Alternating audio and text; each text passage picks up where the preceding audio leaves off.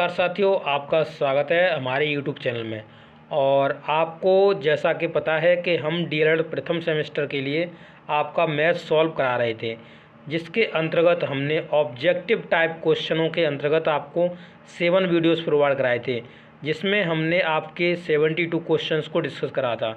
अब देखिए, objective type क्वेश्चनों को डिस्कस करने के दो तरीके होते हैं।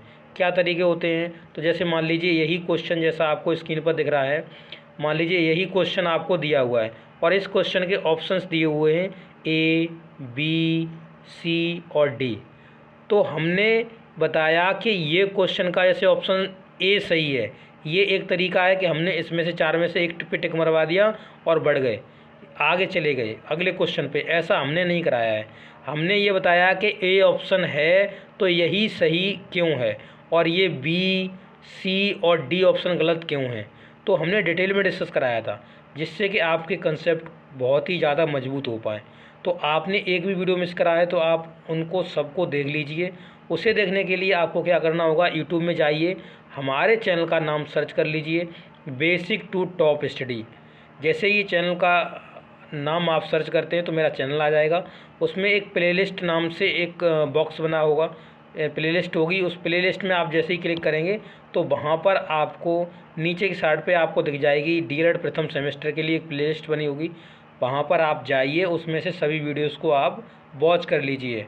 और वीडियो आपको अच्छे लगते हैं तो अपने दोस्तों के साथ शेयर करिए, वीडियो को लाइक करिए, चैनल पर अगर नए हो तो चैनल को सब्सक्राइब भी करिए। तो चलिए आज का वीडियो स्टार्ट करते हैं, ज़्यादा टाइम वेस्ट नहीं करेंगे। देखिए, जैसा कि आपको दिख रहा होगा कि आज जो क्वेश्चन नंबर डिस्कस होने वाला है वो आपका 41 डिस्कस होने वाला है। यानी इससे पहले हमने 40 क्वेश्चन तक डिस्कस करा दिए हैं। अब देखिए, कह रहा है कि किसी वृत्त के व्यास व त्रिज्या में संबंध बताइए। देखिए, हम वृत्त के बारे में हम आपको पहले ही बता चुके हैं। आइए फिर से हम डिस्कस कुछ कर देते हैं आपके लिए। इसमें आपका रेडियस और हम डायमीटर के बारे में हम डिस्कस कर देते हैं। अब देखिए, यहाँ पर एक सेंटर होगा और सेंटर से इस परिधि तक की दूरी है, इसे हम रेडियस बोलते हैं। क्या बोलते हैं? इसे हम रेडियस बोलते हैं। और रेडियस को हम आर से डिनोट करते हैं, यानी त्रिज्या, जिसे हम क्या बोलते हैं? त्रिज्या बोलते हैं। इसी तरीके से इधर का जो पार्ट रह गया ये भी त्रिज्या होगी। इन दोनों त्रिज्याओं को जोड़कर ही बनता है आपका डायमीटर। डायमीटर का मतलब यहाँ से लेकर के डायमीटर को अगर हम खींचना चाहें, हम आपको बताना चाहें तो इस तरीके से बताएंगे कि डायमीटर इस पॉइंट से स्टार्ट होके और चलता चला जाता है, इस पॉइंट तक आता है। तो इस पॉइंट से इस पॉइंट तक आने में हमने कितनी दूरी तय कर ली? तो हमने r + r दूरी तय कर ली। और जब इन दोनों को जोड़ेंगे तभी ये डायमीटर होगा, यानी व्यास होगा। तो यही संबंध होता है, जो डायमीटर होता है वो 2r के बराबर होता है। किसके बराबर होता है? 2r के बराबर होता है। ऐसे ये भी पूछ सकता है कि रेडियस को अगर हम लिखना चाहें, रेडियस निकालना चाहें, तो हमें क्या करना है? डायमीटर में हम 2 का भाग दे देंगे, क्योंकि ये जो 2 इधर गुणा कर रहा है इधर जाके भाग देगा। ठीक है, इस तरीके से आप इसका समझ सकते हैं। क्वेश्चन नंबर देखिए 42। क्वेश्चन नंबर 42 में क्या कहा हुआ है? तो क्वेश्चन नंबर 42 में बोल रहे हैं, लिखा हुआ है, तल पर स्थित किन्हीं 2 बिंदुओं से होकर जाने वाली कितनी रेखाएं खींची जा सकती हैं? तल पर स्थित मतलब सरफेस पर जो स्थित हैं। जैसे मान लीजिए ये 2 पॉइंट हैं, हम सपोज दैट इसे मानते हैं कि ये 2 पॉइंट है, एक पॉइंट ये है, एक पॉइंट ये है, यानी पॉइंट ए और पॉइंट बी। तो इन दोनों से कितनी रेखाएं खींची जा सकती हैं? तो अब देखिए, यहाँ से और यहाँ तक हम इन दोनों को पॉइंटों को मिलाएंगे। अब मिलाने पे एक रेखा हमें मिल जाएगी। तो इस तरीके से हमने जैसे मान लीजिए ये ड्रॉ कर दी, ये हमें एक रेखा मिल गई। इसके बाद अगर हम ड्रॉ करना चाहें तो इसके बाद हम कोई भी रेखा ड्रॉ नहीं कर पाएंगे जो दोनों पॉइंटों से होकर जाएगी। और मान लीजिए इस तरीके से हमने ड्रॉ करा तो ये दोनों पॉइंटों से होकर नहीं जा रही है, इस तरीके से करा तो भी पॉइंटों से दोनों से होकर नहीं जा रही है। ठीक है, इस तरीके से करा फिर भी नहीं जाएगी। तो कोई भी ऐसी सिचुएशंस नहीं बनेगी जिससे कि जाएगी, केवल एक ही रेखा जाएगी। तो 2 बिंदु अगर तल में स्थित होंगे तो उनसे केवल एक ही रेखा जा सकती है, उनको टच करती हुई, यानी उनको स्पर्श करती हुई एक रेखा जा सकती है। अब देखिए, क्वेश्चन कह रहा है 43, और 43 क्वेश्चन में बताया है कि 3abc - 2ab² - 5abc और प्लस इतना। अब देखिए, इसको हम लिख लेते हैं। पहले लिखा हुआ है 3 ABC minus 2AB² minus 5ABC और लिखा है प्लस 3AB²। अब देखिए इसको हम कैसे सॉल्व करेंगे। तो जो समान पद मिल रहे हैं उनको हम पहले सॉल्व कर लेते हैं। जैसे देखिए ये 3ABC है, यहाँ पर ये 5ABC है, तो अब 3ABC कम हो गया, 5ABC ज़्यादा है, तो माइनस का 2ABC बचेगा। क्या बचेगा? माइनस का 2ABC, क्योंकि इस 3ABC ये इसमें से चला गया, तो प्लस का था कम, माइनस का था ज़्यादा, तो माइनस का 2ABC बच गया। इसके बाद इसमें देखिए AB² है, ये भी AB² है, तो यहाँ पर माइनस का 2AB² है, और इस माइनस के 2AB² में ये घट गया इसमें से, तो केवल बचेगा प्लस का AB²। क्या बचेगा? प्लस का AB²। इस तरीके से ये बचेगा प्लस का AB²। ये आपका आंसर हो जाएगा। इसे और भी आप सॉल्व करना चाहें तो इसमें से आप कॉमन ले सकते हैं। क्या ले सकते हैं? यहाँ से A कॉमन ले लिया, B कॉमन ले ली। अगर ले लेंगे तो यहाँ से क्या बचेगा? माइनस का 2, और यहाँ से A भी तो चला गया, C रह गया। अब ये हो जाएगा प्लस का आपका, तो ये हो जाएगा यहाँ से B बचेगा। तो इस तरीके से भी ले सकते हैं। वैसे ये आंसर आप सही होगा आपका। इतना करके आएंगे आपको नंबर मिलेगा। नेक्स्ट क्वेश्चन देखिए, क्वेश्चन नंबर 43। अब 43 क्वेश्चन में क्या कहा हुआ है? 43 क्वेश्चन को हम देखना चाहें तो देखिए, कह रहे हैं कि 8 के प्रथम 5 अपवर्त बताइए, यानी मल्टीपल बताइए, यानी 8 का टेबल पढ़िए। तो 8 का टेबल पढ़ना चालू करो। कितने पूछ रहा है? 5 पूछ रहा है। तो 8 बन जा 8, 8 2 जा 16, 8 3 जा 24, 8 4 जा 32 और 8 5 जा 40, यानी 8 दूनी 16 और 8 तिया 24, 8 चौके 32, 8 पंजे 40। तो यही अपवर्त हो जाएंगे 8 के। क्या हो जाएंगे? यही अपवर्त हो जाएंगे आपके 8 के। चलिए नेक्स्ट क्वेश्चन देखते हैं, क्वेश्चन नंबर 45। देखिए क्या कहा हुआ है। लिखा है 13 माइनस 8 इंटू में 2 और प्लस में 3। अब हमने कहा था पहले इसमें बोर्ड मास से सॉल्व करना है। जब बोर्ड मास से सॉल्व करना है तो सबसे पहले ब्रैकेट को सॉल्व करते हैं। ये हमने बोर्ड मास आपको कई बार डिस्कस कराया है। आपको नहीं पता है तो आप ये जान लीजिए, सबसे पहले हमें ब्रैकेट को सॉल्व करना पड़ता है। जैसे आप पहले लिख लीजिए, जैसे बोर्ड मास लिखना है आपको, तो BODMAS बोर्ड मास, तो ये ब्रैकेट्स होते हैं, ब्रैकेट्स। तो इसमें ब्रैकेट्स को पहले सॉल्व करा जाता है। तो सबसे छोटे ब्रैकेट, फिर ये वाला ब्रैकेट, फिर मझला ब्रैकेट, फिर आपका सबसे बड़ा ब्रैकेट। ये सब ब्रैकेट्स ये फर्स्ट नंबर पे सॉल्व होगा, सेकंड नंबर पे ये, थर्ड नंबर पे ये, फोर्थ नंबर पे ये। तो सबसे पहले हमने यही है तो इसे हमने सॉल्व कर लिया। इसे हम सॉल्व करेंगे, तो इसे सॉल्व करेंगे तो हमें क्या लिखना है, तो इसमें इसे सॉल्व कर लीजिए आप। तो 8 दूनी कितना हो गया? 16 हो गया, और इधर कितना है? 13 माइनस 16 प्लस में 3 है। अब देखिए यहाँ पर ये जो है 13 और ये 3 है, ये दोनों जुड़ जाएंगे। तो पहले हमें जोड़ना है तो हम कितना हो जाएगा? ये 16 हो जाएगा, और 16 में से 16 जाएगा, कितना बचेगा? 0। तो आपका 0 आंसर हो जाएगा। कितना हो जाएगा? 0 आंसर हो जाएगा। चलिए अब नेक्स्ट क्वेश्चन देखते हैं, क्वेश्चन नंबर 46। देखिए क्वेश्चन क्या कह रहा है। देखिए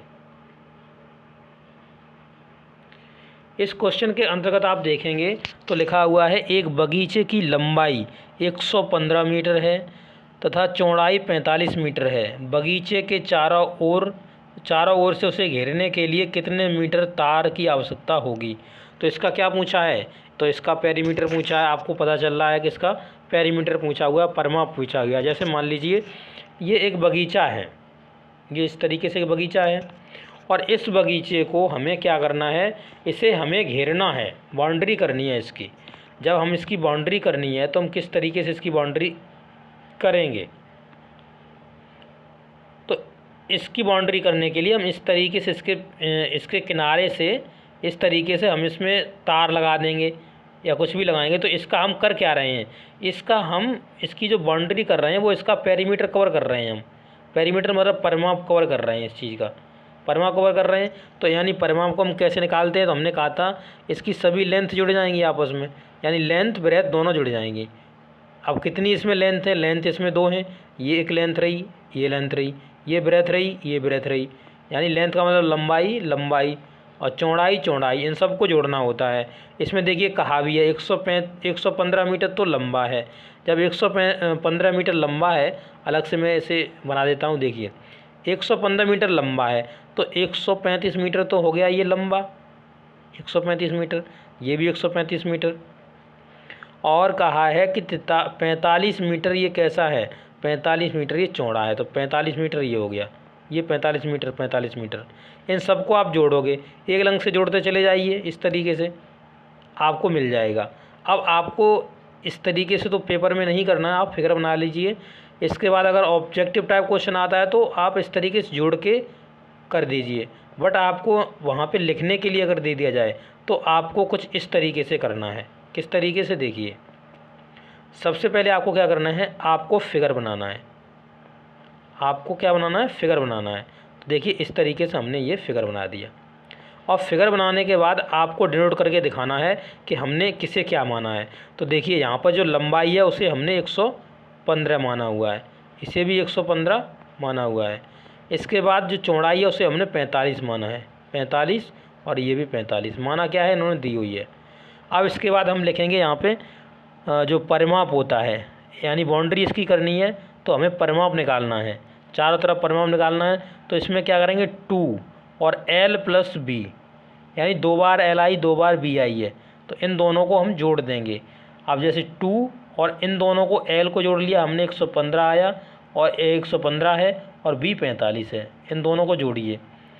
जब इन दोनों को जोड़ेंगे तो 115 और 45 कितना हो जाएगा, 160, 160, और 160 दूनी हो जाएगा कितना, 320। तो 320 आपको चाहिए, क्या चाहिए, 320 आपको ज़रूरत पड़ेगी, मीटर की ज़रूरत पड़ेगी, 320 मीटर की। तो ये आपका परिमाप हो जाएगा, यही आपका आंसर होगा। ओके, चलिए नेक्स्ट क्वेश्चन देखते हैं। Question number 47। और क्वेश्चन नंबर 47 में देखिए क्या बोला हुआ है, कह रहे हैं कि 240 लीटर का 10% निकालें। तो 240 लिखो और 10% का मतलब 10/100 निकाल दो। कितना ईजी है, 0 से 0 कट गया, इस 0 से ये 0 कट गया, कितना आया, 24 आंसर। तो आंसर हो जाएगा 24। इस तरीके से आसानी से आप निकाल सकते हो। क्वेश्चन नंबर 48, देखिए 48 में क्या कहा हुआ है, ये भी बड़ा ईजी सवाल है। तो इसमें भी हमें सॉल्व करना है। इस कोष्टक को हटा लीजिए, x प्लस में y प्लस में z। अब इस जब कोष्टक को यहाँ से आप हटाएंगे, -12 है तो अंदर के सब साइन को चेंज कर देगा ये। तो x प्लस का था माइनस का हो गया, y प्लस का माइनस का था तो इसे प्लस का कर देंगे। ये वाला y भीतर वाला बात कर रहे हैं इसकी, ठीक है। और यहाँ पर जो z प्लस का था इसे माइनस कर देंगे। अब इनमें काट दीजिए कि z प्लस का माइनस का, ये प्लस से कट गया, ये माइनस का x, ये प्लस के x से कट गया, ये y प्लस का और ये y प्लस का, ये नहीं कटेंगे, ये नहीं कट रहे हैं। तो ये कितना हो जाएगा, 2y हो जाएगा। कितना हो जाएगा, 2y हो जाएगा। ये आपका आंसर हो जाएगा। चलिए नेक्स्ट क्वेश्चन देखते हैं। Question number 49। और 49 क्वेश्चन में कह रहा है कि इसे सॉल्व करना है। तो -8 कोष्टक हटा दीजिए, कोई दिक्कत नहीं है, 75 और गुणा में है 0। अब आपको ये पता है जब 0 किसी में गुणा करता है तो सबको 0 बना देता है, तो इसका 0 आंसर हो जाएगा। सिंपली है, गुणा करो ही मत, इनकी कोई ज़रूरत ही नहीं गुणा करने की, 0 तो 0 बना ही देगा। क्वेश्चन नंबर 50, लास्ट क्वेश्चन देखिए, कह रहे हैं कि इनके समापवर्तक बताइए, यानी 9 के बताइए।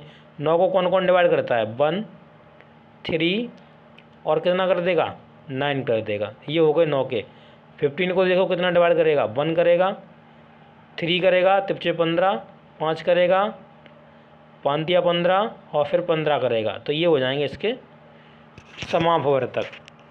ओके, इस वीडियो के अंतर्गत हमने आपके 50 क्वेश्चन तक डिस्कस करा दिए हैं, और इसके जो शॉर्ट क्वेश्चंस हैं उनकी जो संख्या है वो आपकी केवल 70 है। तो ये बहुत जल्दी ही ख़त्म होने वाले हैं, और जैसे कि आपको पता है कि आपका जो पेपर है वो आपके 9 मई से 11 मई के बीच में पेपर होने वाले हैं, यानी 9 मई को होंगे, 10 मई को होंगे, 11 मई को होंगे।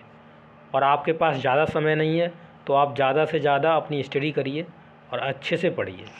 ओके, चलिए अब नेक्स्ट वीडियो में मिलेंगे, तब तक के लिए आपसे लेंगे विदा। Thank you.